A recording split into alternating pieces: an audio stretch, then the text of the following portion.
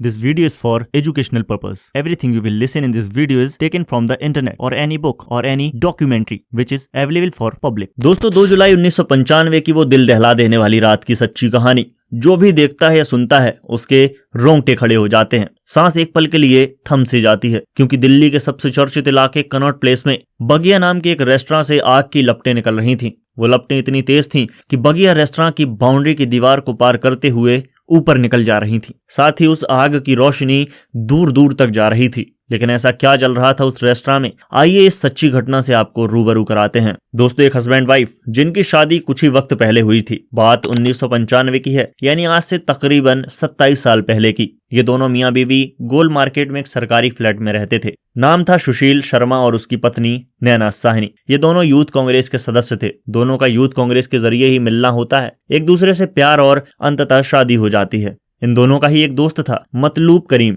ये भी यूथ कांग्रेस का सदस्य था। सुशील शर्मा दिल्ली यूथ कांग्रेस के प्रेसिडेंट थे। सब कुछ ठीक ही चल रहा होता है, लेकिन एक दिन ऐसा आया जिसने सब कुछ बदल कर रख दिया। 2 जुलाई 1995 की शाम दिल्ली यूथ कांग्रेस का प्रेसिडेंट सुशील शर्मा जब अपने घर आता है तो वो देखता है कि उसकी बीवी किसी से फोन पर बात कर रही थी और वो अपने पति को आता देख फोन अचानक नीचे रख देती है। वो उसके घर का लैंडलाइन फोन होता है। सुशील पूछता है कि नैना, किसका फोन था, किससे बात कर रही थी तुम? तो नैना कहती है कोई रॉन्ग नंबर था। इतना कहकर नैना किचन में चली जाती है। शुरुआत से ही सुशील को अपनी वाइफ पर थोड़ा सा शक था कि वो उस मतलूब करीम से बातचीत करती है। शायद कई बार ऐसा न करने के लिए वो अपनी पत्नी को कह भी चुका था, जैसा कि बीवी ने कहा था कि रॉन्ग नंबर आया है। सुशील थोड़ा सा शक करता है और वो लैंडलाइन से रीडायल का बटन दबाता है। जैसे ही फोन कान से लगाता है, दूसरी तरफ से एक व्यक्ति हेलो बोलता है। उसकी आवाज सुन सुशील पहचान जाता है कि ये तो मतलूब करीम है। सुशील बिना कुछ कहे फोन नीचे रख देता है और अपनी पत्नी से जाकर कहता है कि तुमने मुझसे झूठ क्यों बोला, फोन पर तो मतलूब करीम था। ऐसा कहते सुनते विवाद थोड़ा बढ़ जाता है। नैना भी अपने तर्क देती है,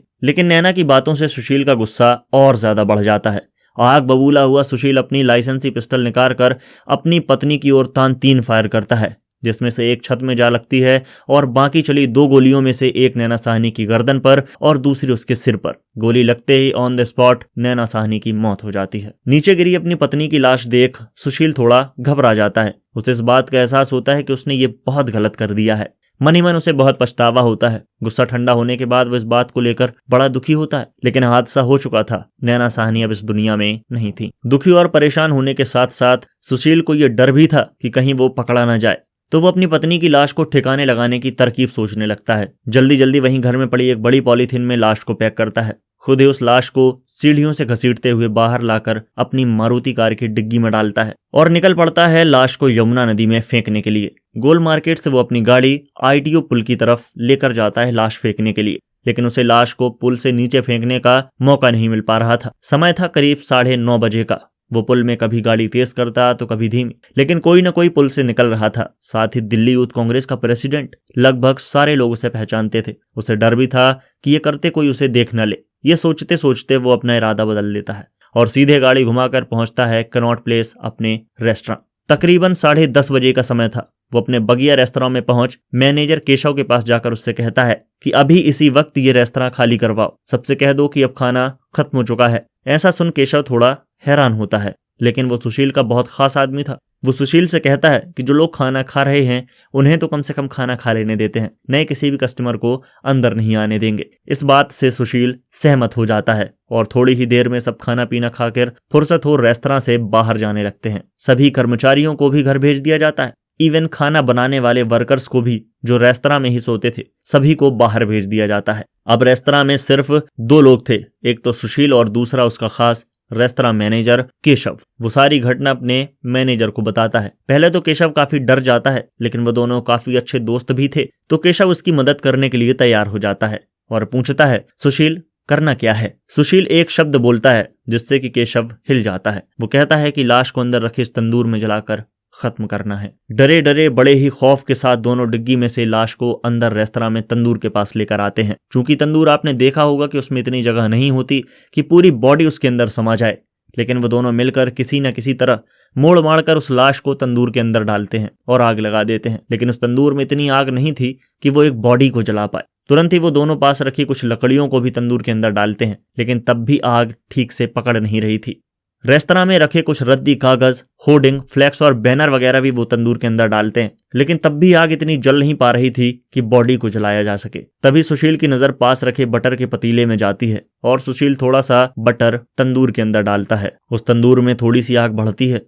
सुशील समझ जाता है कि यह तरीका कारगर साबित होगा और वो पतीले में रखा सारा का सारा बटर उस भट्टी में या कहीं उस तंदूर में डाल देता है जिसमें उसकी पत्नी की लाश थी। एकदम से बहुत अधिक आग ऊपर की ओर उठती है क्योंकि अचानक से काफी सारा बटर तंदूर में डाल दिया गया था। आग इतनी ऊपर जाती है कि रेस्तरां की बाउंड्री की दीवारों के ऊपर जाने लगती है कि जो आग की लपटें थी उन लपटों को अनारो देवी नाम की एक सब्जी बेचने वाली महिला देखती है कि रेस्तरां के ऊपर तक आग की लपटें आ रही हैं और वो इसे देखकर जोर जोर से आवाज लगाने लगती है कि होटल में आग लगी है। संयोग से उसी वक्त वहां एक पुलिस वाला निकलता है।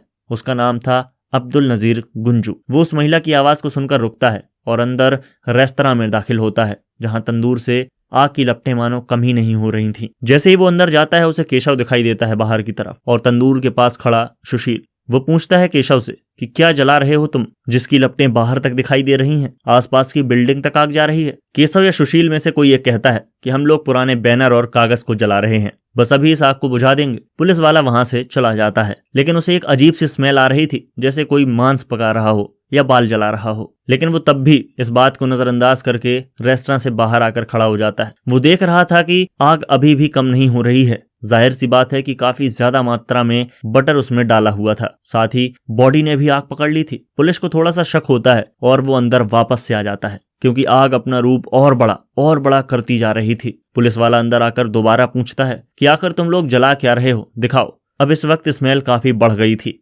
केशव जो कि रेस्टोरेंट का मैनेजर था, उसके चेहरे पर झलक रहे डर को पुलिस वाला भांप लेता है और तुरंत आकर तंदूर में देखता है और तंदूर में देख हैरानी से बाहर साइड दौड़ता है। उसने तंदूर में एक अधजली लाश देखी थी जिसमें कि हाथ की कुछ उंगलियां साफ साफ दिखाई दे रही थी। पुलिस वाला अब्दुल नजीर गुंजू तुरंत इसकी सूचना वायरलेस पर देता है। कुछ ही देर में पीसीआर वहां पहुंचती है, लेकिन पुलिस के पहुंचने से पहले ही सुशील वहां से फरार हो चुका था और केशव पकड़ा जाता है। लेकिन पूछताछ में वो कोई संतोषजनक उत्तर नहीं देता। पुलिस कार्यवाही को आगे बढ़ाती है और उस एरिया के इंचार्ज को बुला बॉडी बाहर निकलवा कर पोस्टमार्टम के लिए भेज देती है। दोस्तों, बॉडी इस कदर जल चुकी थी कि पोस्टमार्टम की रिपोर्ट आने के बाद ही पुलिस को यह पता चला था कि ये किसी महिला की लाश है। ये खबर पूरे क्षेत्र में सभी चैनल अखबार में किसी वायरस की तरह फैल जाती है कि फला रेस्तरां में एक महिला को इस तरह मारकर तंदूर में जलाया जा रहा था। किसी तरह बात नैना साहनी के दोस्त मतलूब करीम तक पहुंचती है। वो उस रेस्तरां के नाम से थोड़ा चौंकता है और उसे शक होता है। वो तुरंत पुलिस के पास आकर मृतक की उंगली में डली अंगूठी से शिनाख्त कर बताता है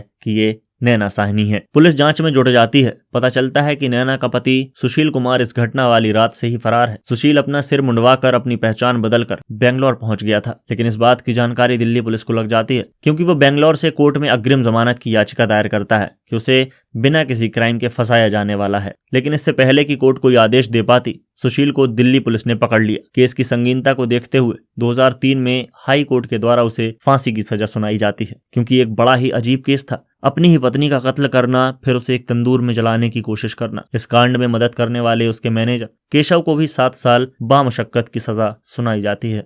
सुशील को तिहाड़ जेल भेज दिया जाता है, लेकिन सुशील को नैना मर्डर केस के 18 साल के बीच 2003 से 2013 तक की सुनवाई में लो और हाई कोर्ट के फैसले को सुप्रीम कोर्ट ने पलटकर फांसी की सजा की जगह उम्र कैद की सजा सुनाई क्योंकि इसके पहले सुशील का कोई क्रिमिनल बैकग्राउंड नहीं था और ये उसका पर्सनल मैटर था। गुस्से में किया हुआ कत्ल था, गुस्से में आकर धोखे से कत्ल हुआ था, ऐसी बातें सुनने को मिलती हैं। और 2015 में सुशील को पैरोल मिल जाती है, शायद बिना किसी शर्त के। मिली जानकारी के मुताबिक सुशील एक अलग नाम, अलग चेहरे के साथ अपनी नई जिंदगी शुरू करता है। वो कैसा दिखता है, वो कहाँ रहता है और क्या करता है, कोई कुछ भी नहीं जानता। तो दोस्तों, ये कुछ कहानी थी नैना साहनी मर्डर केस के तंदूर कांड की। कहानी के बारे में आप अपने विचार कमेंट में लिखें और वीडियो को लाइक कर